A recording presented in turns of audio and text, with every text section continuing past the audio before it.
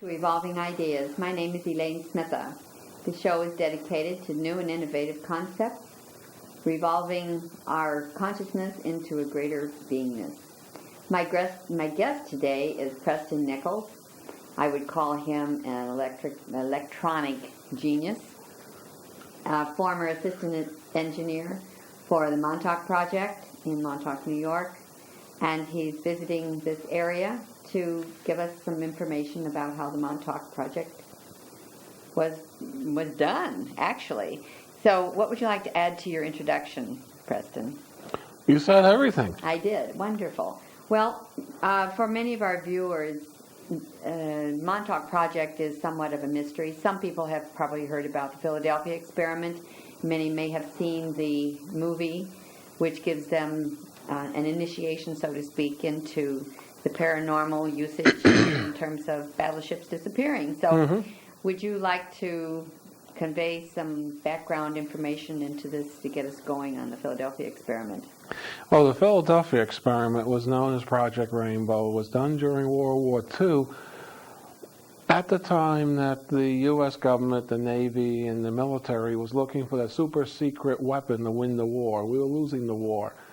It was thought that since our shipping was being hit by German U-boats, that if we could somehow make a ship invisible, both optically and radar invisible, we would lose less merchant marine ships carrying supplies and less troop ships carrying troops. Was the initial impact or impulse on that to make it visibly disappear? I mean, wasn't it just radar invisible? Well, that's the common legend, that it was radar invisible. The reason for that was they had to sight the ships in a convoy and didn't want the ships banging into each other.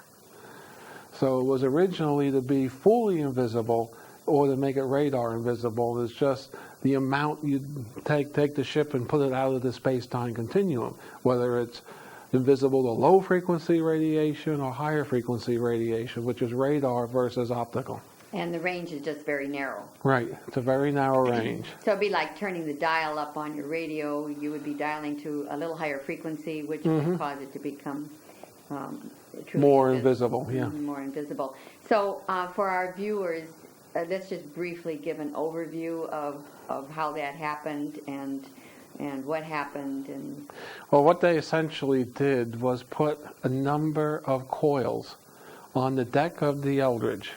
Okay, USS Eldridge, which was a destroyer escort, harbor. Which was in the Philadelphia harbor, and they energized a very large VHF transmitter that drove antennas on the mast. They were coupling electric and magnetic fields to create, so to speak, a rotating cylinder of energy around the ship. This would warp space-time locally inside the cylinder, and the idea was to take the ship slightly out of our space and time so it would be there but it wouldn't be visible.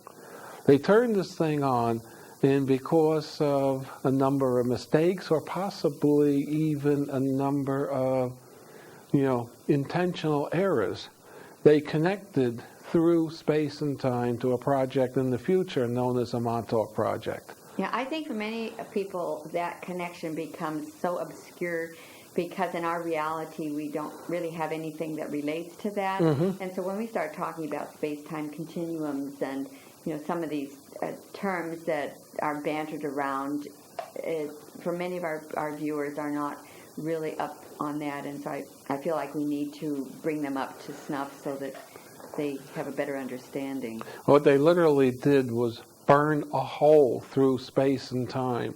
So one end of it was August 12, 1943, and the other end came out August 12, 1983. So it's like a tunnel in time. A time tunnel, a space-time tunnel. That really seems so bizarre to our way of thinking in three-dimensional reality, and our experience is not exposed to that. Very true. I mean, there's only, say, well, a handful of people, so to speak, who are really, and I know there's more than that, but just for the metaphor, that have a real knowledge about this. And I don't think the general public is reading kinds of materials that would give them that kind of a background. Well, the general public is starting to get it in magazines like This is Science true. News and This Space is Time, true. you know, Scientific American. This is true, and that's helpful because that helps us all to grow. So one of the things that happened with that Philadelphia experiment was that the ship was caught between two paradigms on the space-time continuum where it wasn't sure that it was here or there. Right. And as a result of that, then there were crewmen who were caught in this space-time. Yeah, a number of crewmen jumped overboard. A number of them jumped overboard. Some were caught in the bulkheads of the... Well, that's a different phenomenon. Yes. That's where they actually drifted in space and time, and when the ship came back to physicality, they rematerialized inside of a bulkhead. Uh-huh. So you remember, when you enter into the space-time tunnel, at a point, you're in the non-physical reality entirely, where you become patterns of electromagnetic waves. Oh, that's a whole subject right there. Or- we're talking about hyperspace. Yeah, or as psychics like to call it, they become patterns of vibes. They become vibrations. Every solid object starts out as a vibration on the space-time continuum. In order to go into the whole, you return to that pattern of vibration in the space-time continuum. And if you're here, and when you become non-physical, when you become a vibration, if it drifts up like that, you rematerialize and you're in the deck of the ship. Mm-hmm. So this is kind of Star Trek. Very much so. Mm-hmm. And I think that helps our viewers to have a better understanding about materialization and dematerialization. So there were lots of problems with that project, and as I understand it, Einstein originally was involved with that, and Tesla was involved. Nikola Tesla was involved with that project, and Dr. Robert von Neumann.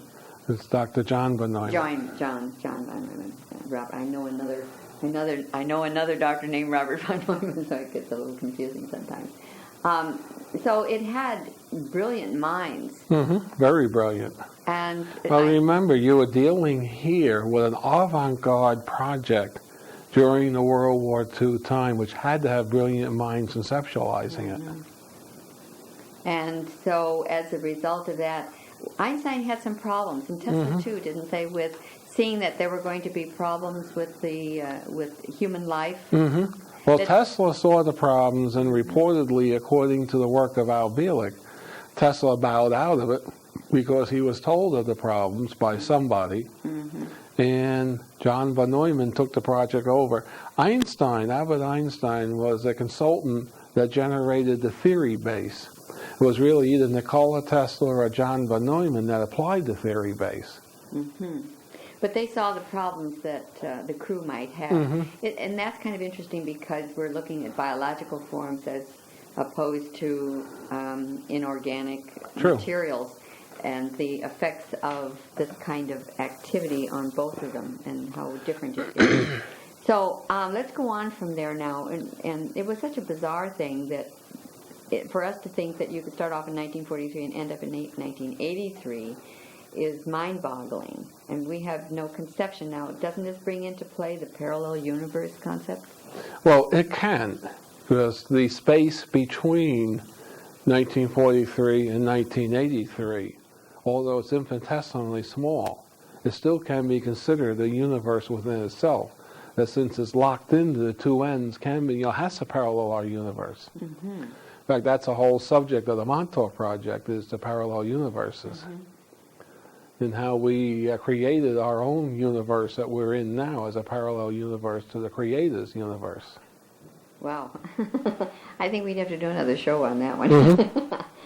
So I want to proceed with Montauk, because Montauk was the center of the activity, and I know from some of the early videos that you produced that there were 4 diesel generators on top of this one building, or diesel engines, excuse me, is that correct?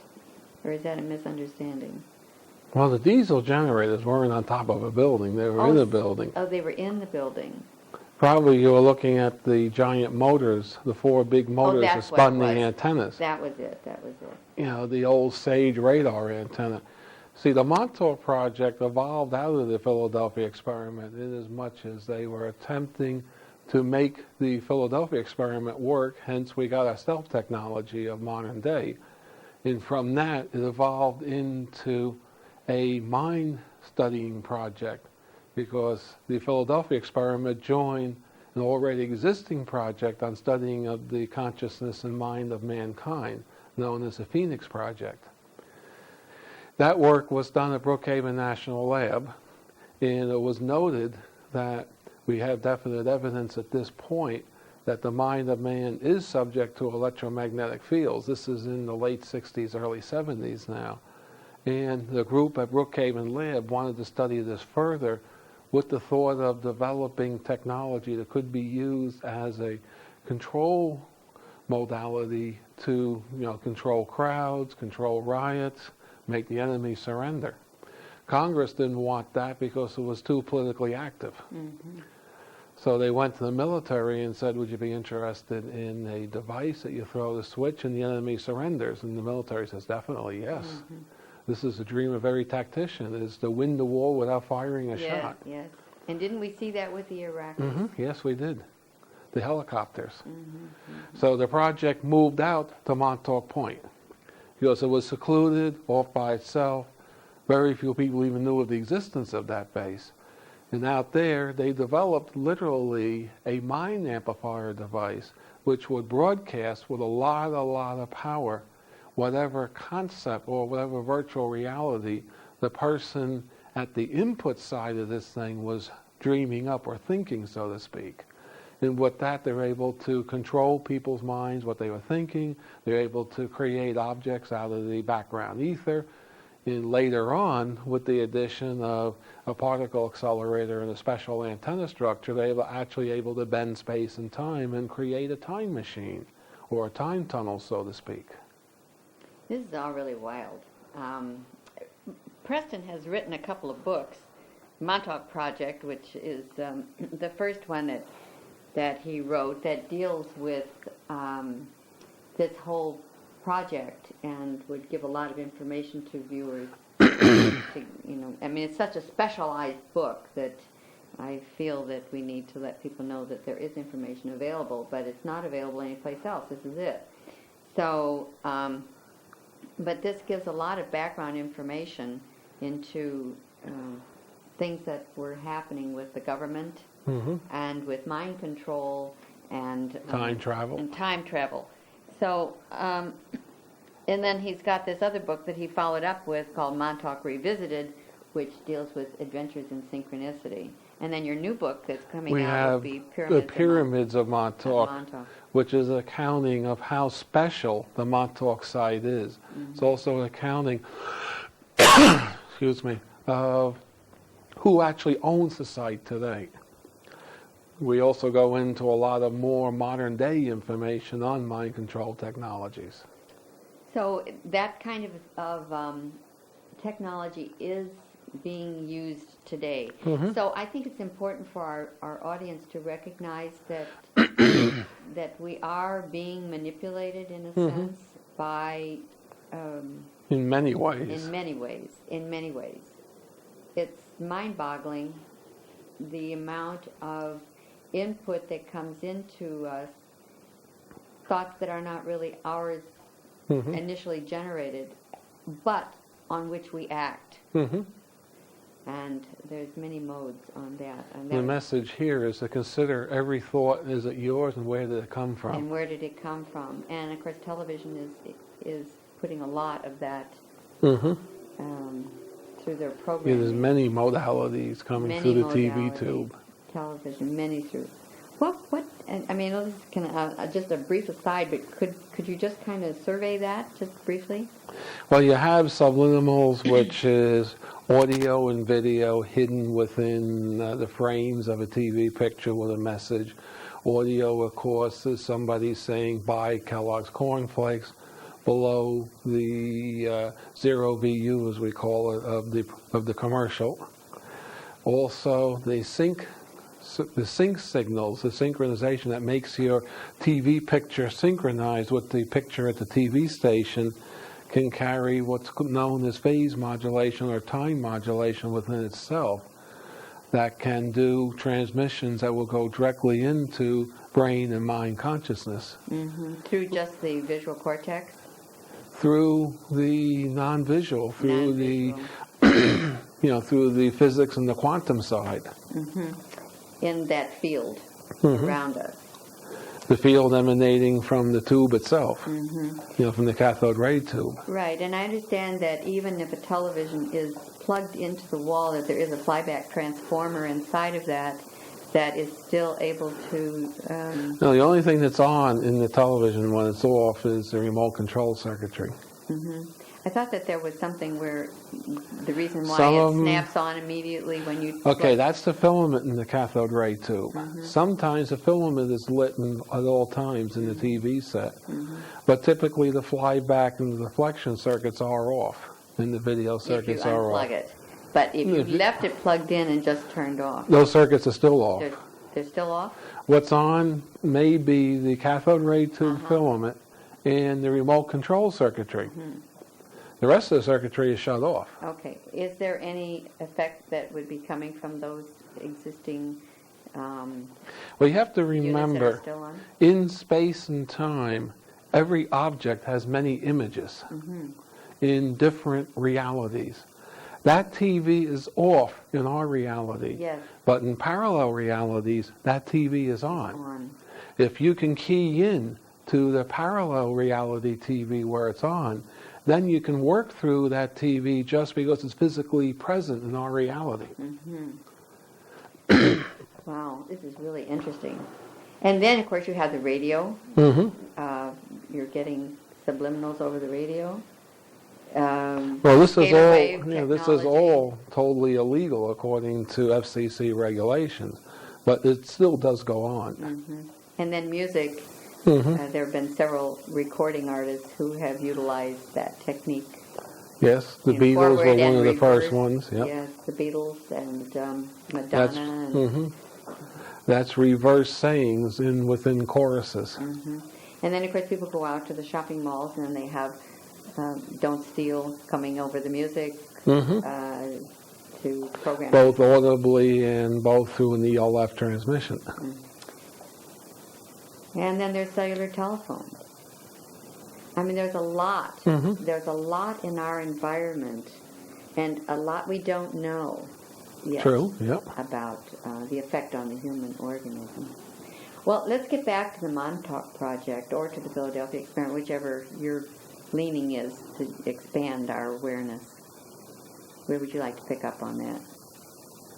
Well, we cover the nutshell of the Montauk Project. Okay. We are going to have a lecture in Olympia, Washington. Yes, well, this will be after that, but our viewers can always contact me for information about that. But let's go a little bit into the Montauk Project, because one of the things that I remember seeing is that on that base there is a vortex center that is marked, like X marks the spot. Well, it's marked, it's a traffic circle on the base with buildings around the vortex cross point. See, Earth has a number of energy centers, just as human beings have energy centers, that the ancient mystics call chakras, which is from the Hindu language. It's a center of energetic activity in the human person. The Earth has the same thing. The Earth has chakras or vortex points. The Indians would locate these points in the woods and arrange rocks to tune them, to control the energy flow in and out of the points. Many of your military bases are built on these cross points. They typically will put a traffic circle around the point and arrange the buildings around the point the way the Indians arranged the rocks, but this is in a much bigger fashion. In fact, at Montauk, they've retuned the point because they've taken out one of the buildings. Oh, that's interesting. So how do they go about tuning those? Probably since these bases were built in the 40s and 50s, and we didn't have technology available, they probably brought adepts known as psychics out, dowsed out the points, and then felt where the building should go to tune all the cross points on the military bases for a particular concept into the Earth itself. So the use of psychics is quite prevalent in the military. They have what's known as PSYOPs or the PSYCOR. I Psi, think- of course, is from psychic activity. Psychic activity. Right. I think sometimes people think that psychic, that term psychic, is reserved for, say, the metaphysical or New Age community, but the truth is that psychics have been used forever. They've been used for many, many years. The old soothsayers were psychics. Right, and really psychic only means that you are drawing on your intuitive ability, which is very highly tuned, fine-tuned, to pick up resonances and frequencies and to be able to relate to them and to translate the translate thought exactly. forms or frequency transforms. Yes, and we know even presidents have used psychics Oh, sure. for advice. I mean, I think that came out with, was it President Reagan who was exposed to that? Probably all the presidents have used psychics. Pretty interesting. And I think that it puts the psychic then into a very reputable position and removes it from just that do-do-do-do status. Well, you have to remember, the government has a tendency to compartmentalize everything, and they want to keep these special powers to themselves. So they have a tendency to debunk psychics so that they're the only ones that have the use of the psychics, just as they debunk UFO sightings for socialistic reasons, and they don't want the public to know of UFOs as well as that psychic activity really does exist. But don't you think that people know that UFOs exist? Oh, sure they do. I mean, the government can deny them, but the people are saying, yes, but I've seen them. And So the government will tell you saw a weather balloon. yes, well, Or swamp gas. That's the one I like. Everything is swamp gas. And of course, we know about natural gas. yeah. So, well, this Montauk project is so vast and so, Yeah, we still haven't gotten to the bottom of it yet. no, and it seems to infiltrate so many different areas of our life that one would not even be aware of if you hadn't come to give us this information. So, It appears that the Montauk Project was involved in creating our reality that we exist in. that's really what I thought. How would that be? Tell our viewers how that might be. Well, Montauk was one of a string of many, many, many projects that go back to antiquity and go ahead to the future. They all would connect as an overall space-time project.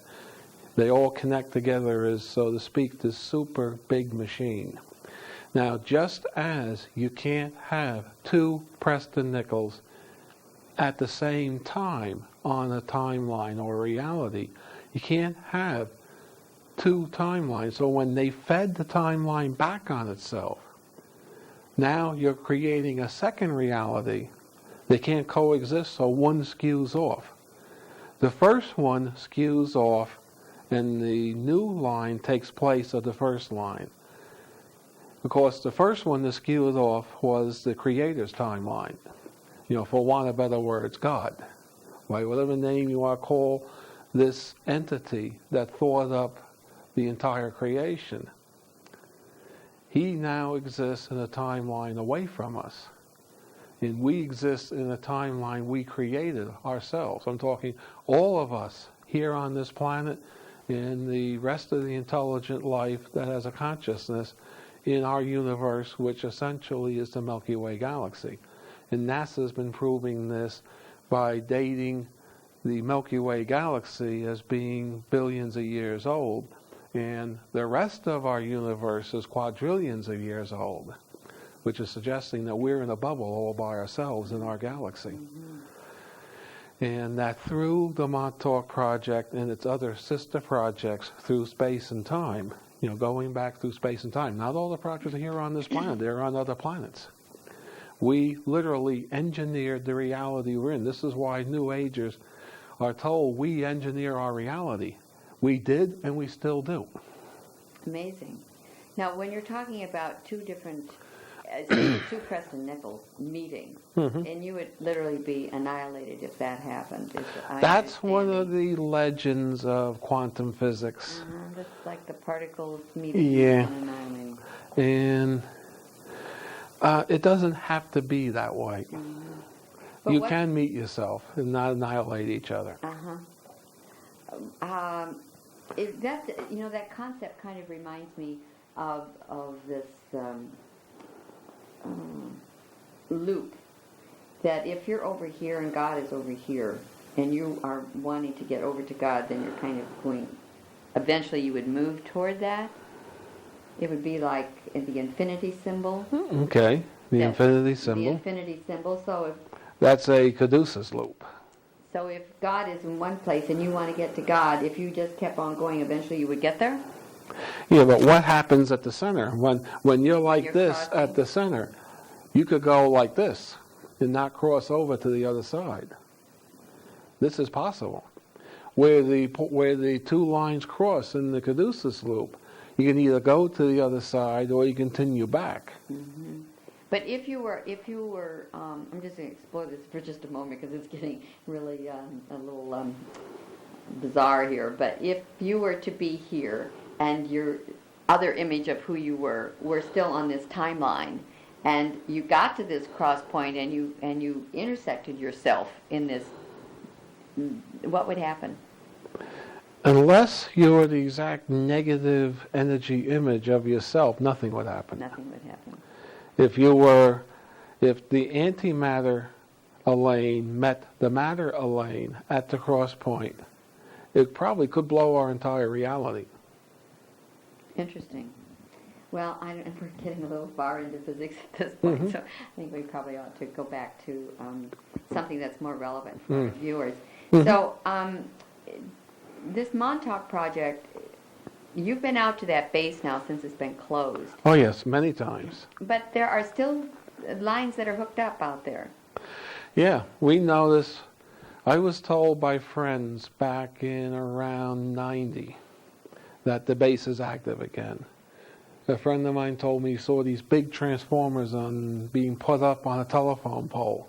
I went out and looked, and I found this newly refurbished power line that goes to a maintenance building at the Montauk base, hooks to these three huge transformers clustered around the pole, and then goes into the maintenance building. After investigating that, I found that it was anywhere from 1.5 megawatts to 5 megawatts, depending upon who you talk to. Even 1.5 megawatts in a maintenance shed? What are they doing with that kind of power? Exactly. The lines beyond the maintenance shed were small lines that would not carry power anywhere else. So the terminus of that line was that maintenance shed. Now, from the other side, they very recently have refurbished the power line coming in, which at this point it appears they got about 60 megawatts of power going into this state park.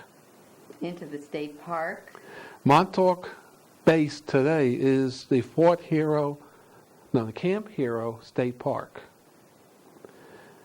And that's one thing we investigated in Pyramids of Montauk. We looked at the deed for the Camp Hero State Park. In the way it's worded, the federal government can take the park back at any time for national defense, and there's no mining rights. That means the State Park Commission literally owns to one cellar level below ground, which means there could be, by that deed, a whole underground facility that the state people have no jurisdiction over whatsoever. And so that's where you believe all of this is being... It's all underground at this point. Underground. In 1993, mid-August, I was out there with my radio equipment and picked up pulse transmissions coming out of the state park. And data transmissions, a very complex, semi-random processed data link. That's interesting for a base that's supposed to be closed. Yeah, isn't it? But that base was originally functioning. And when was that functional? Well, according to official Air Force records from the Air Force archives, the 0773rd Radar Battalion, which is what that was known as, was operational up until 1969, and the base itself was declared derelict and transferred to the GSA, that's General Services Administration, for holding in 1970. And the Air Force does not officially know of any other work done on the base since 1970, when it was turned over as derelict surplus property. Mm-hmm. So it's been a really long time that it appears. But of course on the we surface. know, we know there's activity to at least 1981. We have documentation to 81. Mm-hmm. So there's an 11-year period in there that the Air Force does not admit anything happened, even to this day. There's no cover story, folks. Interesting. Now, was the Navy involved with them there as well?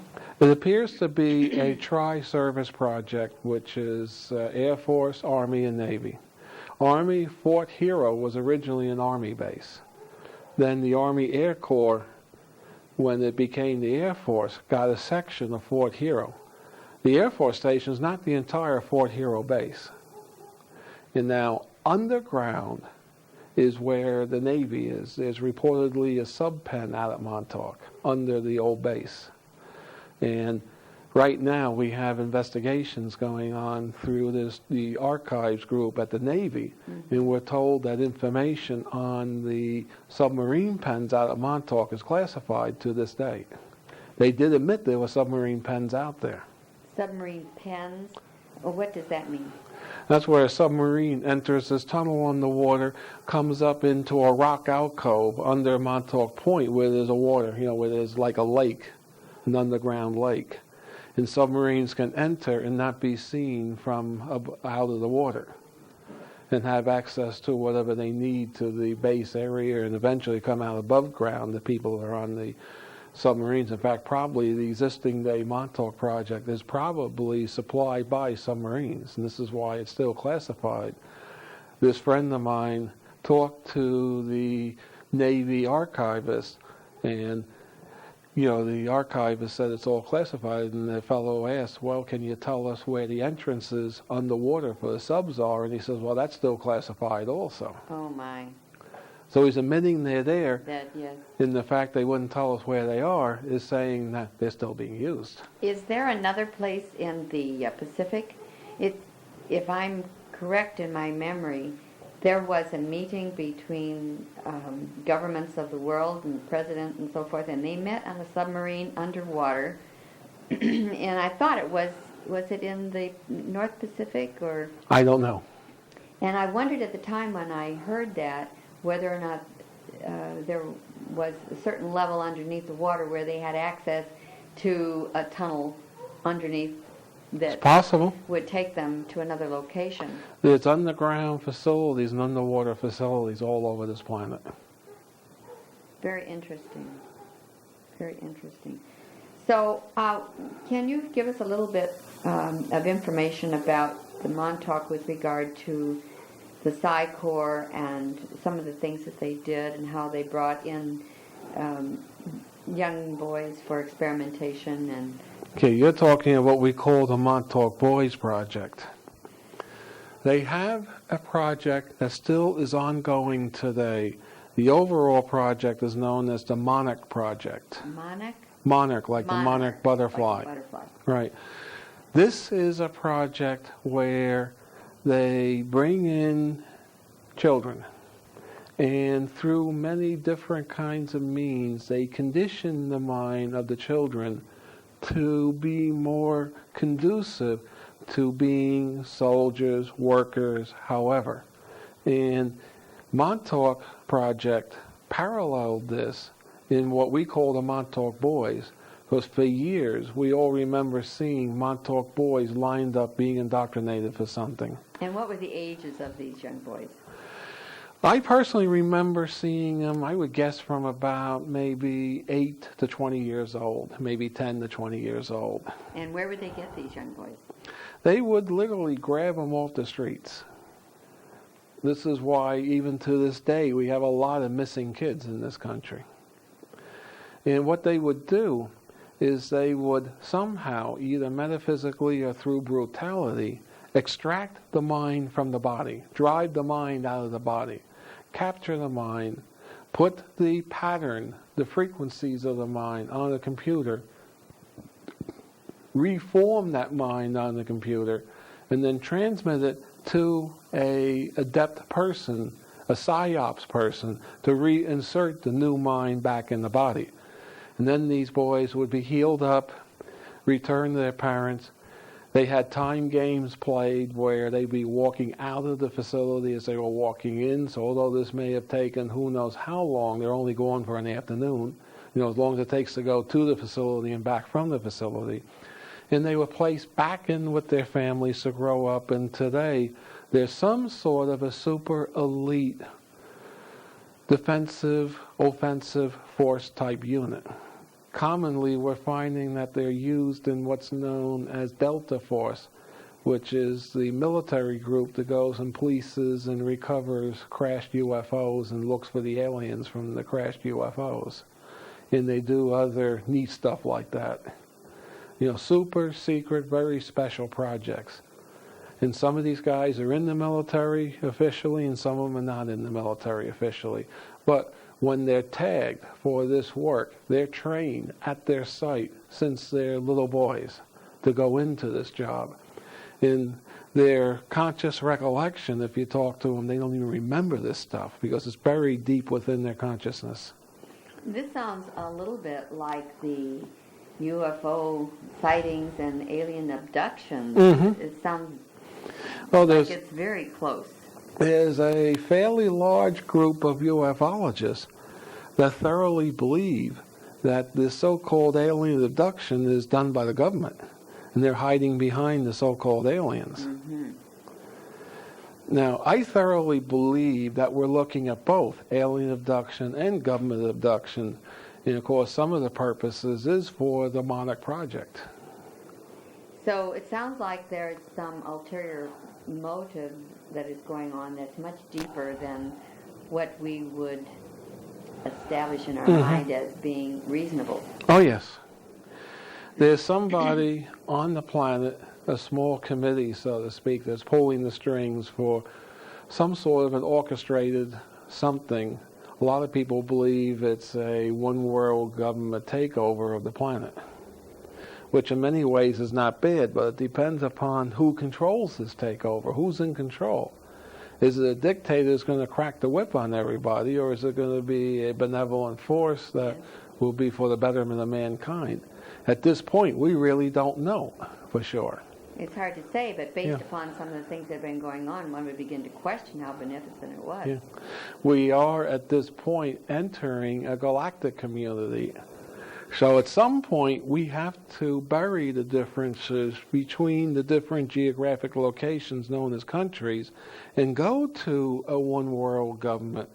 But I personally would like to see a government that's not despotic. Oh, well, I think we all would. I think Yes. we've had enough of that. And really, on this planet, we've had enough of that. So, we eventually do need a single government.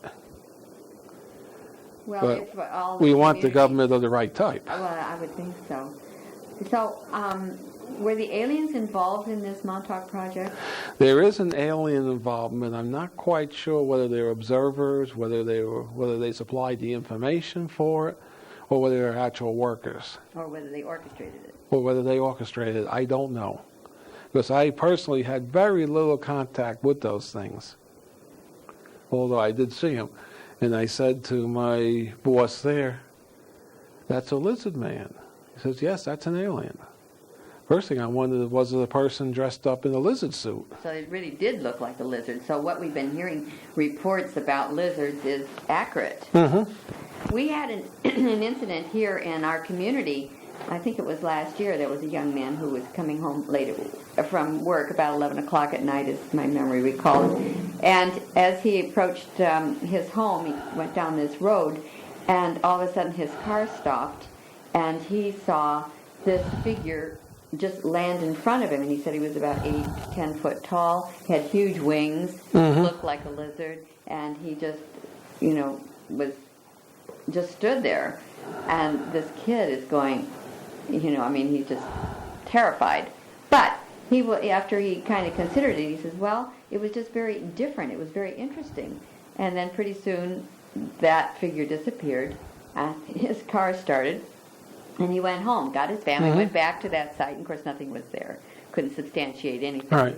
But he felt definitely that he had seen this. Now, this boy said that he was a high school student, and he said he'd never, he wasn't on drugs, he wasn't doing anything, this was sort of an atypical behavior.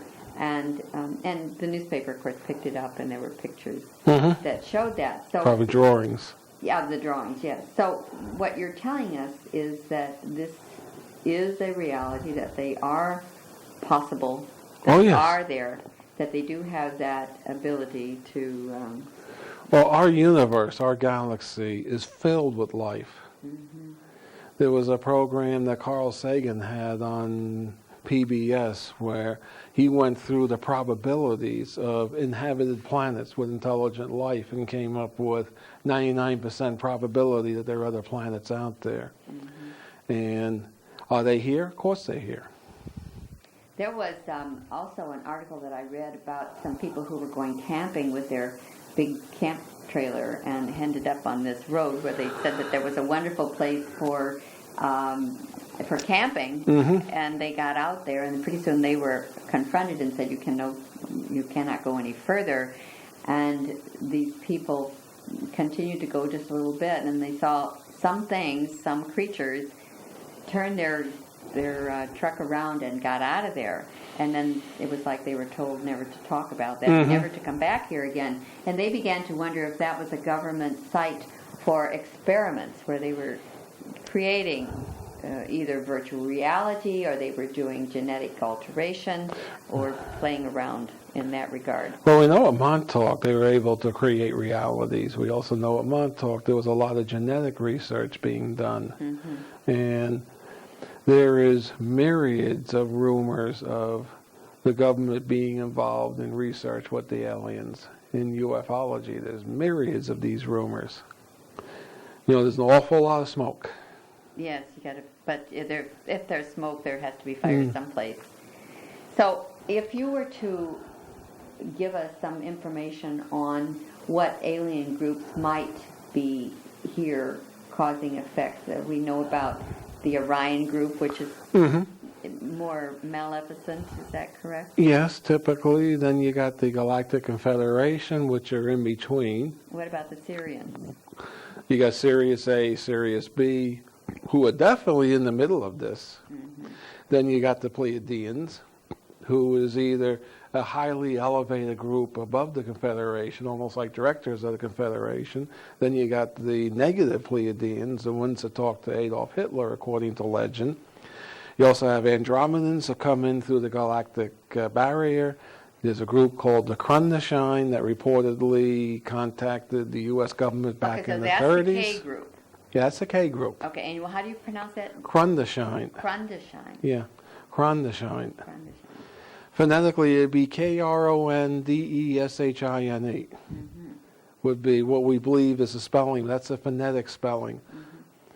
Human beings are the most common life form in our galaxy. We are very common, folks. And most of the life forms within our galaxy procreate through DNA synthesis and DNA combination, whether it's eggs outside the body, eggs inside the body, it doesn't matter. The DNA structure is essentially the same. And they all can be crossbred through genetic engineering. This is what the legend has that is going on with a lot of alien activity these days, is some sort of a genetic crossbreeding. Why would they want to do that? Probably in their mind they're looking to create a being that can live on more planets and be more tolerant of different planetary conditions. Well, that would preclude a different environment for breathing, because we require oxygen here on this planet. Well, the But oxygen. that wasn't always true either. Well, the oxygen-carbon cycle is the most common cycle in our galaxy, in the universe here. And we always had oxygen on the planet. This planet never had any sign of any other life cycles, such as ammonia, silicon life cycle. Or hydrogen. Well, we're part of the hydrogen cycle. I know that, but I thought maybe there was a primary rather than oxygen. We are based upon hydrocarbons. Strings of hydrogen, carbon, and oxygen. Okay, I want to get back to the Philadelphia experiment. Sure. And I want you to explain a little bit more in depth about some of the problems that were encountered. Well, the major problem was that these people, when they created the shell of energy, they did not keep the energy out of the center where the ship was. And the human beings on the ship were being fluxed, so to speak, with this very, very strong electromagnetic field. Remember, we're talking of a field here strong enough to warp space and time. That means to bend it, Yeah. change it, alter it. Although the energy and the function came out of the future from the Montauk Project. Through the couplings, that site at Philadelphia Harbor, August 12, 1943, got enough energy to warp space and time.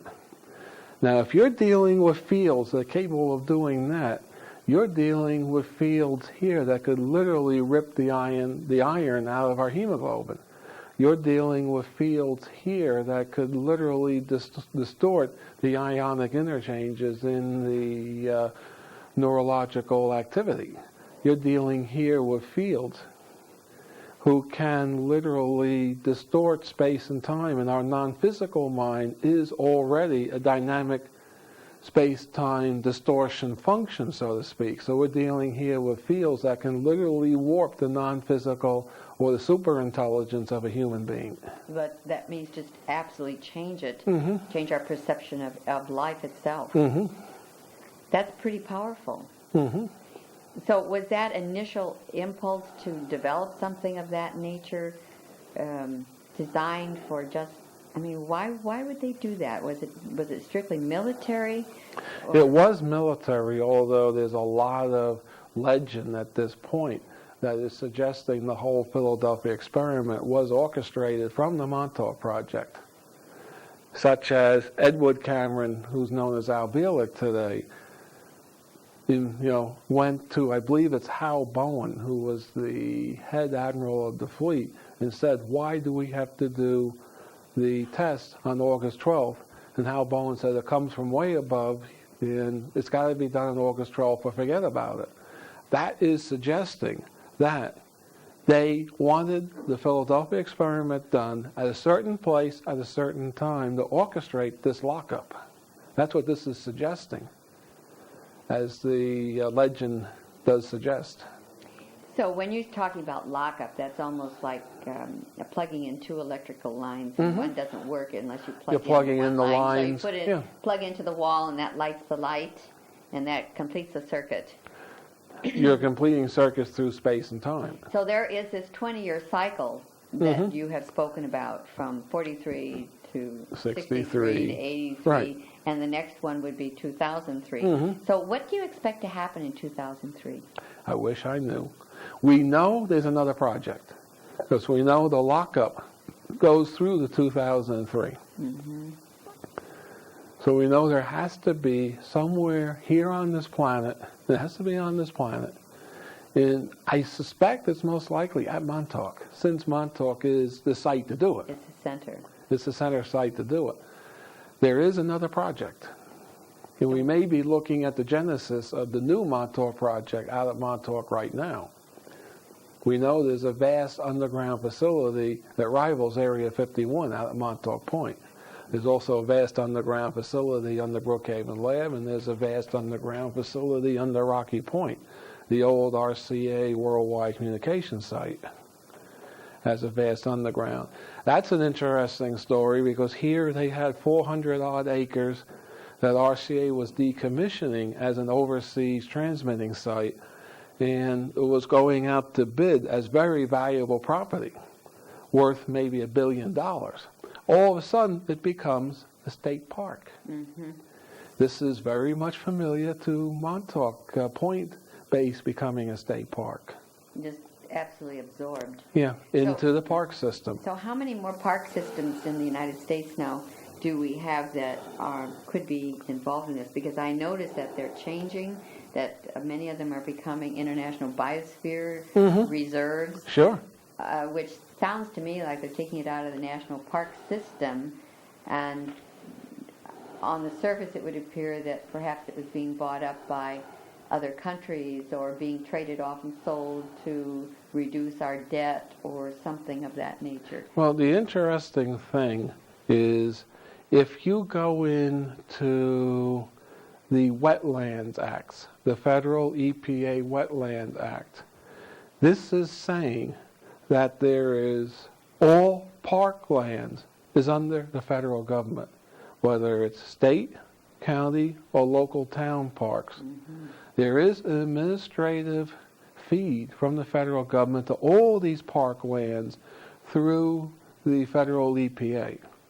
And just as you're talking of making national biospheres, all the parks are being brought under one controlling organization. For what reason? Most likely, the parks is where a lot of this clandestine activity that the federal government's going to be involved in is going to be done. In other words, if you have a base that you want to keep in the government hands, the political government does not allow you to maintain that base as a federal site. Make it into a state park. It's still in government hands.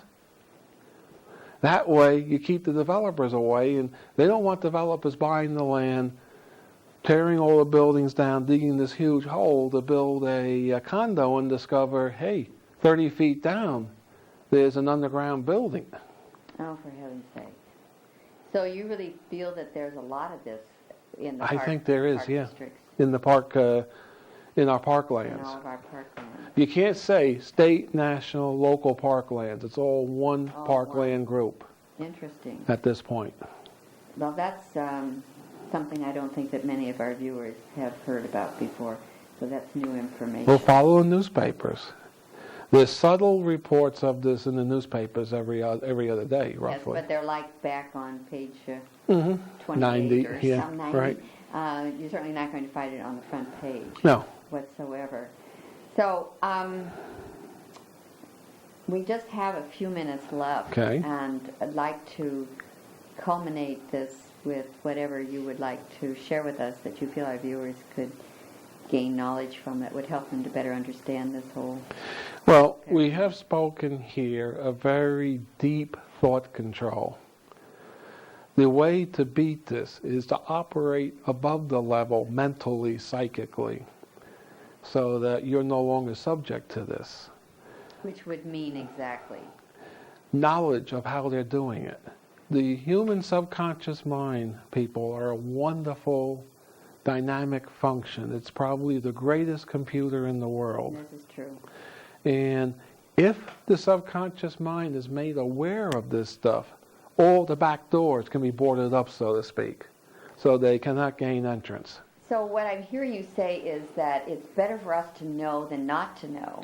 Yes, if you don't know how they're getting Exactly. So I hear some people say, oh no, I don't want to know, don't tell me that. But that is really just putting your blinders in. on. But that's the purpose of this book, And that's, you is must to let the become people aware. know you're being psychologically, mentally, psychically raped every day. And that you have to be aware of this to defend against it. So you need to read, you need to gain a lot of knowledge about a lot of different areas so that when something happens, you no longer have the fear attached to it. Don't be an ostrich and stick your head in the ground. No, I think that's great advice, because I feel that there are some people who are so fearful that if they find out... But that's how they get into you, is through they're fear. feeding on your fear. Right. If you know what's going on, you know how to protect your back doors. There's no reason to be fearful. I think that's wise. Fear is your worst enemy. Yes, it is. And President Don't deal from fear. Deal from being prepared. Notice, I don't look at it as being paranoid. I look at it as being careful. Deal from care. Don't deal from fear. Well, I think anytime that we can be aware of our environment and what is going on, that we're in a much better position to protect ourselves, because then your antenna is up. Sure. And you can diffuse these situations so that they don't impact you and your psyche. The mind of man operates way above any technological system we can devise. Yes, that's true. And provided the mind is aware and the mind is clear and the mind is operating properly, you can block out any of this nonsense. Right. You can block out the subliminals even. You can block out any of it. Yes. Long as you're aware of it. Well, I think it's important for our viewers to recognize that within them they have the power to do exactly that. To protect Exactly. themselves. Well, Preston Nichols, I would like to thank you very much for joining me on this segment of Evolving Ideas and sharing And it's been my pleasure. your great knowledge with our viewers. Thank and you. I know that our audience is going to benefit greatly from all this. Remember, you all have the knowledge within you.